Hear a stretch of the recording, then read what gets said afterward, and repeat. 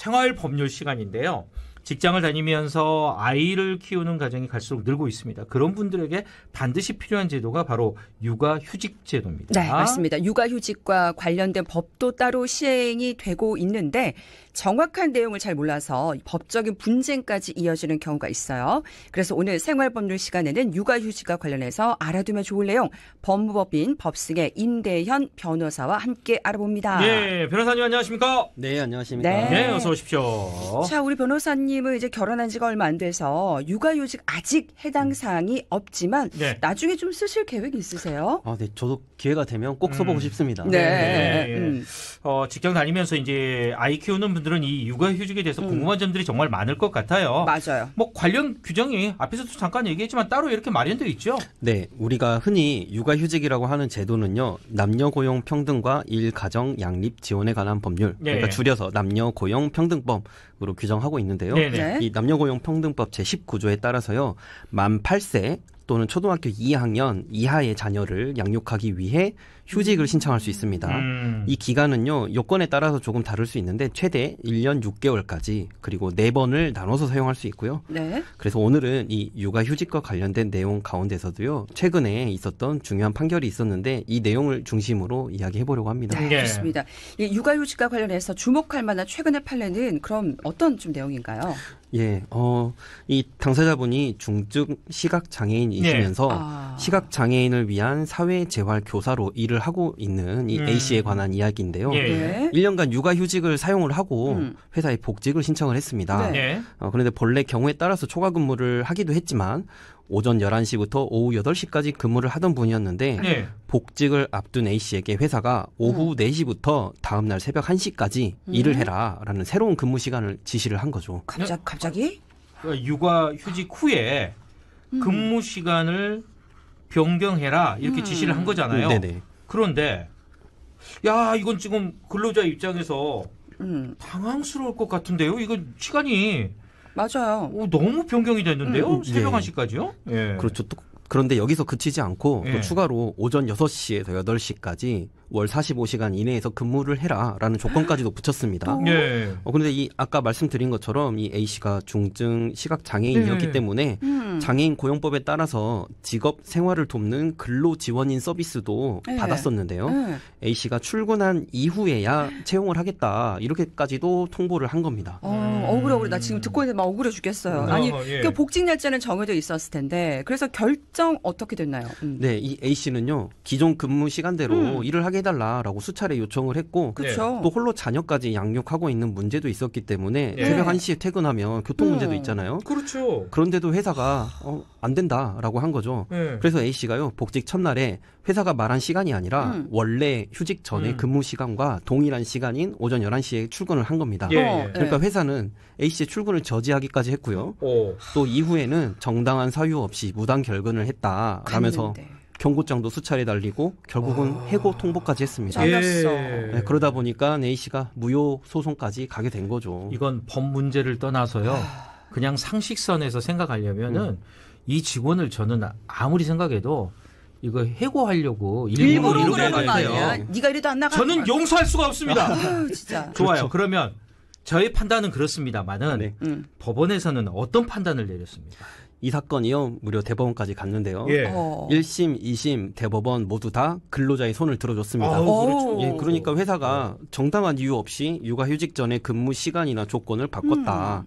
이 사실상 A씨가 자녀를 양육하면서 정상적인 근무를 할 수 없게 하는 위법한 업무 지시를 했다라는 게 법원의 판단이었습니다. 특히 새벽 1시에 퇴근을 하도록 하는 게 이 시각장애인이기까지 하는데 대중교통도 이용하기 어렵고 장애인 이동 서비스를 이용하기도 어려운 시간이라서 정말 정당한 이유가 없었다라고 판단을 했습니다. 그러니까 어찌 보면 당연한 결과인데 일반적인 사업주 입장에서 또 보면 사업주 입장에서 그렇지. 사업주는 한 사람이 휴직하는 동안 다른 직원들은 이제 업무가 좀 달라졌을 거 아니에요. 그러니까 복직하려는 직원의 업무에 변동이 뭐 생길 수 있다. 뭐 그래서 너의 업무가 바뀐 거다. 뭐 이렇게 해명할 수도 있을 것 같은데요. 어떻습니까? 네, 물론 업무가 바뀔 수는 있습니다. 하지만요, 원래 업무에 준하는 수준이어야 하는데요. 이게 법에 명시가 되어 있습니다. 그래요? 예, 남녀고용평등법 제19조 사항에서 사업주는 육아휴직을 마친 후에는 휴직 전과 같은 업무 또는 같은 수준의 임금을 지급하는 직무에 복귀시켜야 한다. 이렇게 정하고 있습니다. 이거 알아둬야 되겠네요. 예. 그러니까 앞서 말씀드린 사례처럼요. 근무 시간을 변경하거나 근로 조건이 확연히 불리하게 일방적으로 바뀌면 이렇게 법률 분쟁까지도 이어질 수 있고요. 예. 이 경우에 사업주는요. 500만 원 이하 벌금 처벌을 받을 수도 있습니다. 예. 실제로 그런데 이런 분쟁이 많습니까? 네, 생각보다도 종종 발생하기도 합니다. 그래요? 그러니까 이제 이 실질적 불이익이 있었냐 이 부분이 이제 다툼이 되는 부분인데요. 예. 뭐 상담을 해보면 육아휴직을 끝내고 돌아갔는데 원래 직무와 무관하게 갑자기 자재 정리하는 일을 시키거나 또 원래 하지 않았던 전화 받는 일을 시키거나 예. 또 심지어 부당하게 창고에서 대기를 해라 뭐 이런 경우도 있었습니다. 대기해라. 예, 그리고 또 육아휴직 중에 부당하게 인사이동까지 시켜버리는 일도 있었는데요. 예. 뭐 이런 것들을 흔히 말하는 유배발령 이렇게 부를 수도 있을 것 같아요. 예. 이런 행위들이 전부 다 위법입니다. 위법이다. 저 아시는 분 중에도 실제로 이럴까봐 육아휴직 무서워서 못 쓴다는 분들도 계시더라고요. 눈치 보인다는 거잖아요. 눈치 보여요. 예. 당당히 써야 되는데. 근데 이게 뭐 다 업무의 연장선이야. 뭐 흐지부지 이렇게 넘어가는 경우도 있을 것 같아요.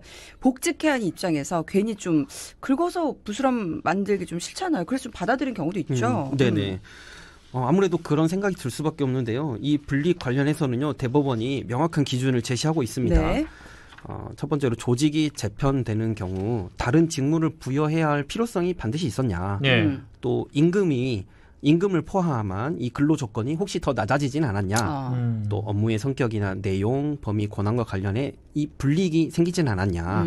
그리고 또 그로 인해서 기존에 누리고 있던 업무상이나 또 생활상의 이익, 그러니까 예를 들면 승진 기회 같은 게 사라지진 않았냐. 또 마지막으로 복직하기 전에 회사가 유사한 업무를 배정하기 위해서 당사자와 충분히 협의를 했냐. 이런 부분들을 따지고 있습니다. 네. 그리고 또 생활상 불이익까지 인정하고 있으니까 아무래도 근로자 관점에서 바라본 실질적인 그런 판결이라고 할 수 있습니다. 네.